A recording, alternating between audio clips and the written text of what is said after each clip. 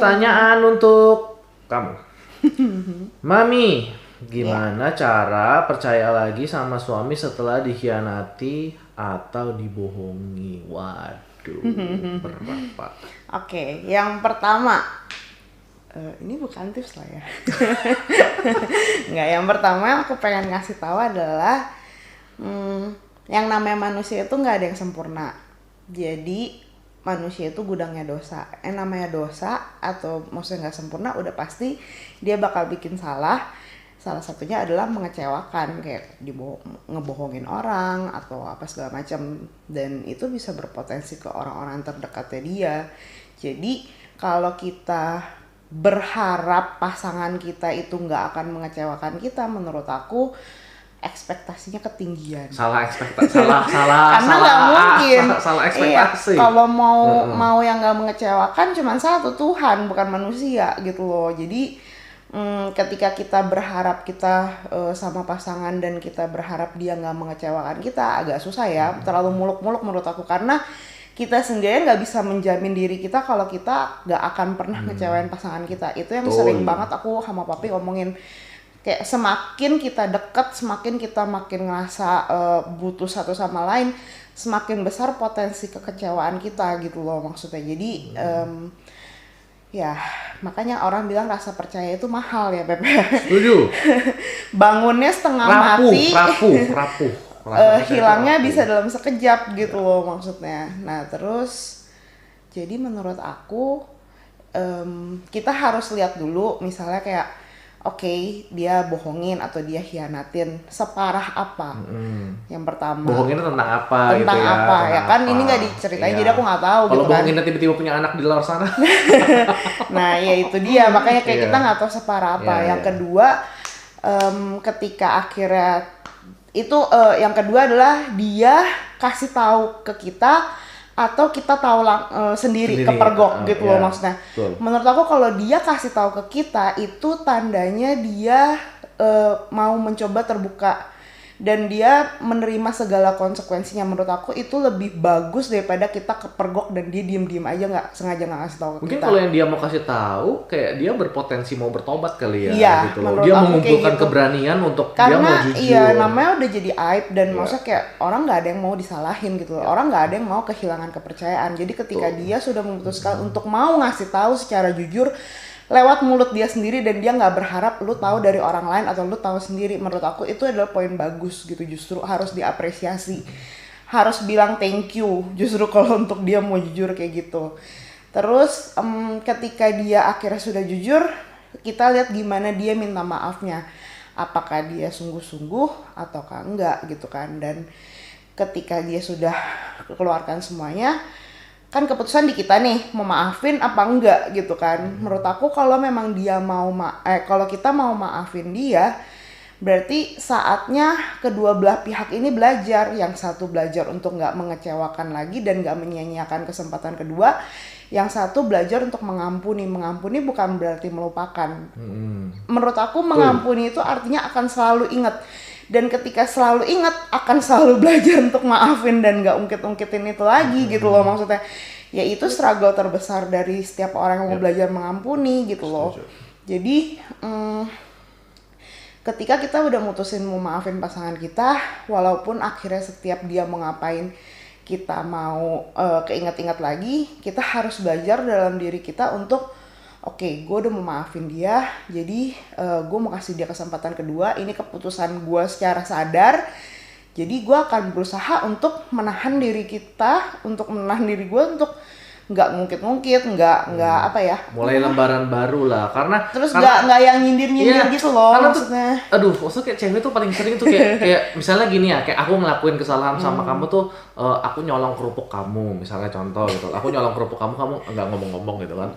Terus akhirnya ketahuan nih, marah gitu kan, gue udah minta maaf. Terus abis itu besoknya gue ngelakuin kesalahan yang lain, tapi dia ngungkit-ngungkitnya yang masalah kerupuk itu terus gitu loh. Maksudnya kamu memang gak pernah gitu, kemarin aja nyolong kerupuk aku, sekarang kamu iniin aku, besok kamu apa lagi gitu. Jadi kayak cowok itu ngerasa mungkin lebih ke arah kayak terpojok, tersindir, akut gitu loh. Kalau misalkan kayak gue udah pernah ngelakuin kesalahan, Lah lu kan udah maafin, tapi kenapa terus diungkit terus gitu Kalau loh? memang masih gondok mendingan jangan bilang udah maafin. Iya, Menurut maksudnya aku kalau gitu kagak sih. ikhlas, jangan maafin dulu, maksudnya diberesin dulu, dituntasin dulu daripada lu udah maaf-maafan nih, udah nangis-nangisan, peluk-pelukan, cium-ciuman, abis itu dia cuman gerak sedikit aja juga. Kamu mau ini lagi ya? Kamu emang nggak puas giniin aku kemarin? Iya. Kamu kan udah janji kalau kamu nggak akan lakuin gini. Mana janjinya? Mana janjinya?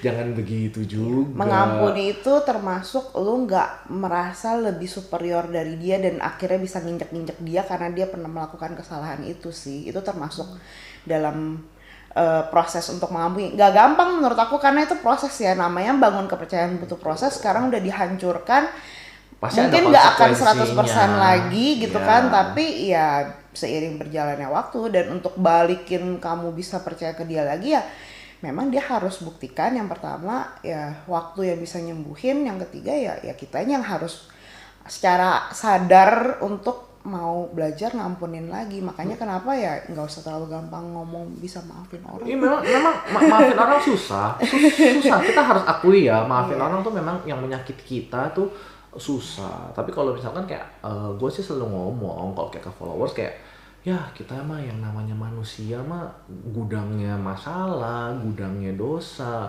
gudangnya hilaf, gudangnya kelalaian. Kalau diri kita sendiri merasa kita tidak akan pernah berbuat salah, barulah kita boleh merasa lebih tinggi dibandingkan dengan orang lain yang berbuat salah. Tapi kalau misalkan diri kita sendiri aja lalainya itu banyak sekali, ketika kita melakukan kesalahan kan ada rasa takut ya di dalam diri kita. Kita berharap dimaafin nggak sama orang lain? Ketika kita akhirnya dimaafin sama orang lain, gimana perasaan kita? Pasti happy kan? Dan kita berharap orang itu kan nggak ungkit-ungkit lagi kan? Nah itu yang terbaik gitu loh. Karena kita masih melakukan kesalahan dan kita berharap diampuni sama orang lain, berarti kita harus berbesar hati untuk mengampuni orang yang bersalah sama kita. Sesimpel itu ngomongnya, sesimpel itu ngomongnya, Dan prakteknya kalau susah. kalau aku sama papi kita punya cara treatment yang ekstrim sih. Maksudnya gini, karena memendam itu ibarat kayak kita mau ngasih orang racun berharap dia mati tapi sebenarnya kita yang mati. Jadi Kita yang minum racunnya. iya, kita yang minum racunnya dan kita yang sengsara. Mungkin dianya malah nggak sadar sama sekali, tapi kita yang struggle gitu. Jadi biasanya cara ekstrim kita adalah kita akan em, ceritakan dan ungkit itu terus gitu. Maksudnya bukan ungkit dalam arti nyindir ke ini ya gitu, tapi kayak kalau misalnya ke pasangan agak susah, tapi kalau waktu itu kita pernah diinin sama orang lain kayak kita cerita itu kita pernah digini apa segala macam sampai akhirnya kayak kita udah mati rasa gitu. Yang tadinya kita nangis terus akhirnya belakangan udah nggak nangis lagi ya. Maksudnya kayak itu artinya kita sudah memaafkan dan udah nggak pakai emosi itu lagi. Jadi maksudnya kayak ketika kita ingat-ingat itu kitanya nangis hari pertama oke gitu kan, besoknya keinget lagi gitu kan maksudnya, tapi kayak kita ada penghiburan dalam diri sendiri. Kalau misalnya waktu itu kan kayak kita berdua otomatis ya kita saling menghibur lah ya gitu. Jadi kayak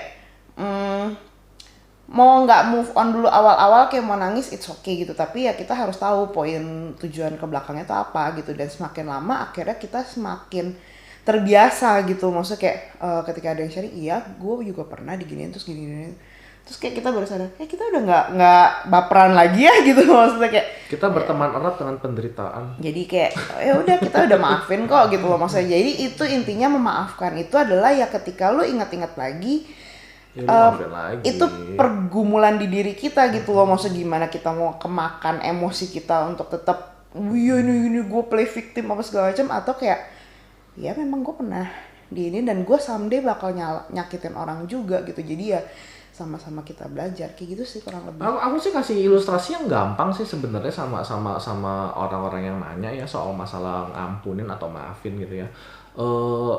Sakit hati itu yang kita simpan itu ibarat kata popok yang penuh dengan tai gitu loh. Jadi kalau misalkan emang anak lu abis berak celana di Pampers gitu kan itu baunya ampun-ampun ya.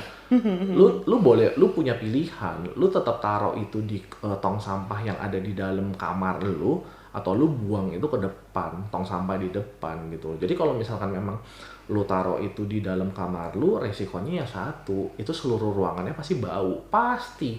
Semakin lama lu taruh itu, diemin itu di kamar lu, semakin bau busuk. Baunya bau bangke gitu loh. Baunya bau bangke gitu. Jadi cara terbaik untuk menghilangkan rasa sakit hati, rasa kita punya kayak gue merasa dizolimi, gue merasa benar-benar victim banget gitu loh, gue benar-benar kayak korban banget, adalah dengan membuang semua perasaan itu gitu loh. Dengan ya lu nggak usah pikirin itu lagi. Memang semua orang itu bisa menyakiti kok, memang semua orang itu bisa mengecewakan kok, tapi kok lu nggak tahu rasanya gimana dia berbuat itu jahat itu sama gua tahu rasanya dijahatin orang, beneran serius gua tahu, paham banget. Tapi memang tidak ada solusi lain yang lebih baik dan yang lebih efektif dan yang lebih tepat dibanding buang itu tai. Buang literally, buang. Jangan udah lu buang, ntar diambil ke tong sampah lagi gitu ya. Lu ke depan lagi, lu ambil, lu taruh lagi di ruangan, taruh di diffuser gitu kan. Habis itu lu buang lagi. Lu ambil lagi, lu buang lagi, lu ambil lagi. Jangan begitu. Buang berarti buang dan tidak pernah diambil kembali. Kenapa? Karena biar hati kalian, ruangan di hati kalian itu tidak busuk, nggak terkontaminasi, tidak bau lagi, bau bangke. tidak sakit lagi, karena si perasaan sakit hati itu yang terus menerus diingat.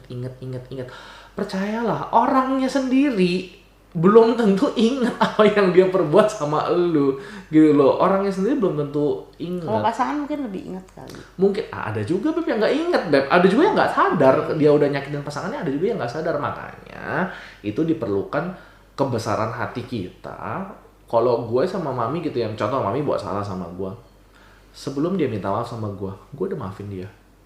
Even dia belum nyadar kalau itu tuh bikin gue sakit hati, misalnya gue udah maafin dia dulu, gue udah ampunin dia dulu gitu loh. Itu yang menyebabkan toleransi gue sama dia itu besar sekali. Gue yakin begitu pun Mami sama gue juga begitu gitu. Itu yang bikin kita tuh jadi kayak lebih mudah saling memaafkan kalau memang hatinya udah siap untuk memaafkan. Dan menurut aku yang kita lakukan juga, maksudnya kayak ketika misalnya pasangan kita yang bikin salah ke kita ya, harus dari kita dulu yang lebih sering encourage dia untuk kayak ngasih tahu kalau it's okay, it's fine gitu loh maksudnya. Karena kalau memang dia benar-benar sayang sama kita, ketika dia nyakitin kita, dia sendiri pun merasa sakit. Jadi dan dia pun makan ngerasa minder kayak aduh gue nggak pantas lah buat dia pas segala macam. Jadi harus dari kitanya yang peluk dia, yang ngasih tahu, yang selalu ingetin kalau nggak apa-apa gitu loh. Maksudnya kita juang sama-sama gitu loh. Walaupun mungkin nggak bisa 100%, selama kita jalan ini berdua dan kita mau memperjuangkan ini gitu kan ya nggak apa-apa. Apalagi kalau dia udah jujur sendiri, dia terbuka sendiri, ya justru itu harus di-appreciate banget. Itu yang disebut brokenness. Gitu. Iya. Itu yang disebut. Dan dari sana kita bakal, aku ngerasa ya kalau memang kayak begitu, yang dia jujur dari awal kalau dia hilaf apa segala macam dan dia benar-benar minta maaf dan kitanya pun mau memaafkan dan kitanya yang encourage dia duluan, kita yang support dia, kita nggak berusaha ingat-ingat, hubungan kalian akan lebih baik daripada sebelumnya. Walaupun mungkin rasa percaya masih ada yang nggak tahu ya gitu, maksudnya nggak mungkin, ya gitu. Tapi sering berjalan waktu, ketika kita lihat kesungguhan hati apa segala macam, seberapa kita memang mengasihi dia apa segala macam, bisa pulih sih gitu. Jadi menurut aku waktu sih yang akan memulihkan gitu. Oke, kurang lebih gitu. Good job, Mami. Oke. See you di pertanyaan berikutnya. Bye-bye. Bye.